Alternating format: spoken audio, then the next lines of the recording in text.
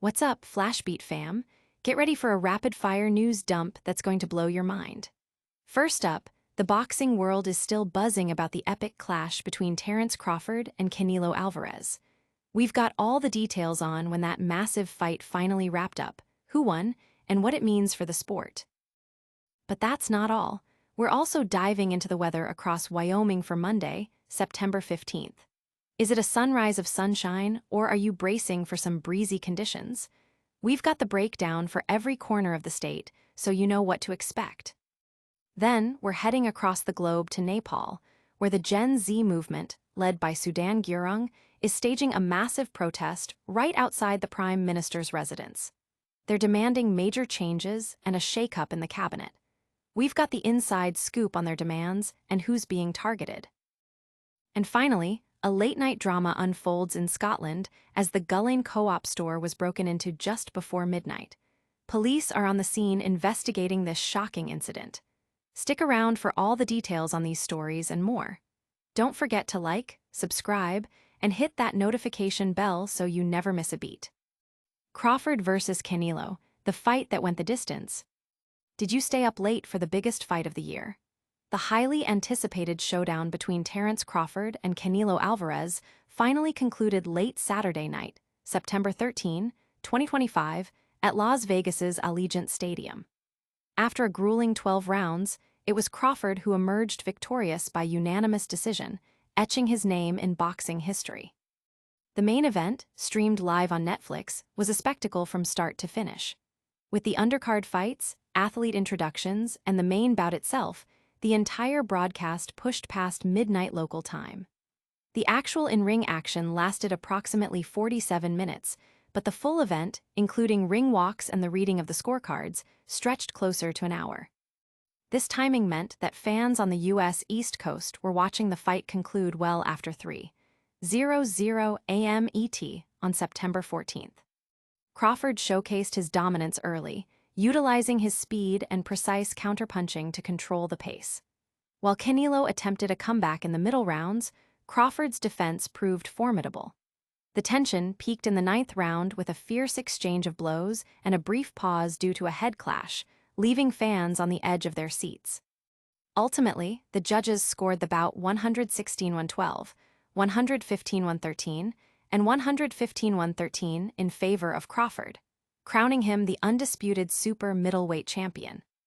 The late finish sparked considerable discussion online, with many East Coast fans expressing fatigue. However, the massive live attendance in Las Vegas underscored the success of the local primetime scheduling for ticket sales. For boxing aficionados, the most significant takeaway is Crawford's historic achievement, becoming the first male fighter to hold undisputed status in 3 different weight divisions. The midnight finish only added to the dramatic narrative of a night many are already calling the fight of the decade. Don't go anywhere, because we're about to get into the nitty-gritty of Wyoming's weather forecast and see if you need an umbrella or sunscreen. And after that, we're jetting off to Nepal for some serious political drama. Wyoming Weather Watch, sunrise to sunset on September 15th. Good morning, Wyoming. As the sun rises on Monday, September 15, 2025, residents across the state can expect a mixed bag of weather. While chances of rain linger in many areas, partly sunny to sunny skies will dominate, with breezy conditions in some locales. Temperatures will range from the low 60s to the mid-80s during the day, with overnight lows dipping into the low 30s to near 50 degrees Fahrenheit. In Casper, expect a breezy day with a high near 78, and wind gusts up to 31 mph, while Riverton might see a slight chance of rain before 9 a.m. Evanston could experience a slight chance of rain before 3 p.m., with a high near 68, and Pinedale faces a chance of rain mainly before 3 p.m., with a high near 63. Even Old Faithful in Yellowstone National Park will see a chance of rain with a high near 56. Further east, Sheridan anticipates a chance of rain afternoon with increasing clouds and a high near 77. Gillette could see a slight chance of rain afternoon with a high near 81, and Newcastle is set for a sunny day with a high near 82. The Eastern Plains, including Torrington, can expect sunny conditions with a high near 87, while Cheyenne will see a slight chance of rain afternoon with a high near 78. This forecast impacts everything from daily commutes to outdoor plans, offering a dynamic weather picture for the Equality State. Residents are advised to stay updated on local conditions, especially with the breezy winds and scattered rain chances. But is the weather the biggest story? We're heading to Nepal next, where a powerful protest led by Sudan Gurung is demanding a cabinet shakeup from Prime Minister Sushila Karki. Nepal's Gen Z movement demands PM Karki's resignation. Political tensions are high in Nepal as a group identifying as leaders of the Gen Z movement staged a protest Sunday night in front of Prime Minister Sushila Karki's residence in Balawatar. The demonstrators are vehemently opposing the recent cabinet expansion, which they claim was made without their consultation, and are demanding the immediate resignation of PM Karki. Spearheading the protest, Sudan Gurung expressed the group's frustration, stating, "If we come back to the streets, no one can stop us. We will rip them out from where we put them." The protesters also brought relatives of individuals who were injured or killed during previous demonstrations, adding a somber and urgent tone to their demands. Gurung also specifically called out lawyer Om Prakash Ariel, who has been appointed to lead the Home and Law Ministries, suggesting undue influence. Prime Minister Karki has made several key appointments following the protest. Om Prakash Ariel, known for his public interest litigation and role in challenging previous appointments, will head the Home and Law Ministries. Rameshwar Kannal, a former finance secretary with a detailed report on economic reforms, has been appointed finance minister.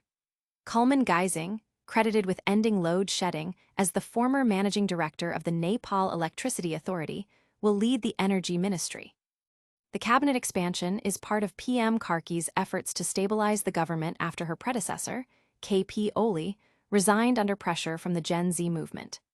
Karki, Nepal's first female prime minister, faces the challenge of uniting a fractured political landscape and addressing the demands of a vocal youth demographic. The cabinet is set to have a maximum of 11 members, including the PM. From political upheaval to a late-night crime, we're crossing the border to Scotland next to find out about a break-in at a local convenience store. Gullane Co-op store targeted in late-night break-in. A quiet village was disrupted late Sunday night as the Gullane Co-op store became the target of a break-in just moments before midnight. Police Scotland are currently on the scene, investigating the incident that occurred around 11:55 p.m. on Rosebery Place. Details surrounding the break-in are still emerging, but officers were dispatched immediately after the report was received. The store, a vital community hub, was secured by authorities as initial inquiries got underway. The precise timing, just before the turn of the day, suggests a planned operation, leaving local residents concerned about the security of their neighborhood. Police Scotland has confirmed that officers are in attendance and that inquiries are ongoing. While the exact nature of what was taken or the extent of the damage has not yet been released, the presence of law enforcement signifies the seriousness of the event. This incident has understandably caused a stir in the usually peaceful village. Residents are awaiting further updates from the police as they work to identify those responsible and understand the full scope of the incident. The co-op store's closure and the ongoing police investigation are disrupting the usual flow of the village, highlighting the impact of such criminal activity. And that's a wrap on our top stories for today. But don't go anywhere yet, we've got a lightning round recap and a full call to action coming your way. That's all the headlines for today, but here's the quick rundown. Terence Crawford made history by defeating Canelo Alvarez in a unanimous decision. Wyoming is looking at a mix of sun and scattered showers for Monday. In Nepal, Gen Z protesters are demanding change from Prime Minister Sushila Karki, and a late-night break-in occurred at the Gullane Co-op store. Don't forget to smash that like button, subscribe to FlashBeat for all your breaking news, and ring that notification bell so you never miss an update. Let us know in the comments which story you found most shocking, and follow us on all social media platforms for more exclusive content.